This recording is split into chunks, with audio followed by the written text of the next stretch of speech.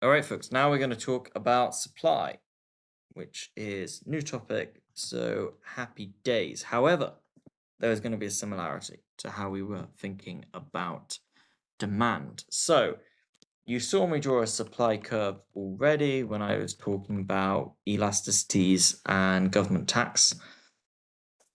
So you already saw an upward sloping curve. Now, why is it an upward sloping curve? So some people say, and I want you to scrap this from your minds, that some people say, hey, I can make more profit when the price is higher, so I'm going to sell more.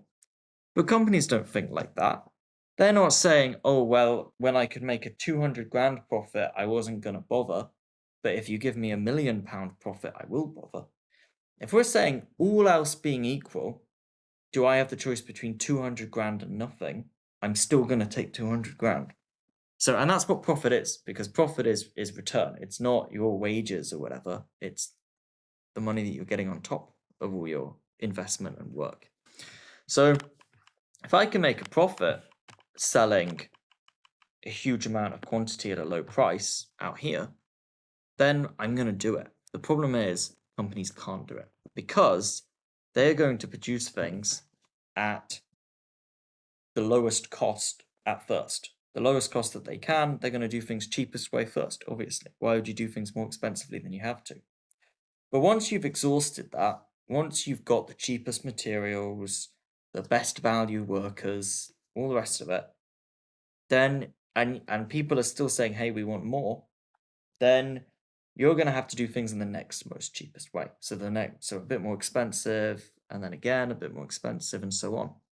And if the costs are increasing, then your prices are going to have to increase that you're going to be willing to sell at, because you still want to make a profit on anything that you sell. You're not going to sell something if you're not going to make a profit on it.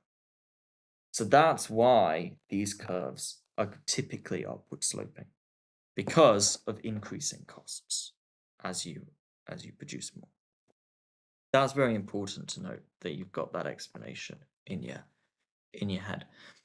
And so if the price changes, then let's say the price goes up, then the quantity I'm willing to produce is going to go up. But it's not gone up because I'm suddenly more willing to sell at any given price. It's gone up just because the price has increased, so I'm ready to sell more. It's not because of anything to do with me, it's to do with other conditions affecting the price, people's income, people's preferences, whether the government pays them money to get this or not. So we can say it extended my supply, but it's not made me any more willing at any given price. I'm just going to produce more because you're offering me a higher price. So that's an extension of supply. Cool. And likewise, if the price suddenly goes down, then we would say that contracts my supply. So same as demand, we talked about extension and contraction of demand. Same deal here. That as the price is changing, that's then going to mean that we're going to shift the amount that we're willing to supply, that we're willing to sell on the market, without there being any changes in our conditions. That's the shape of a supply curve. And why?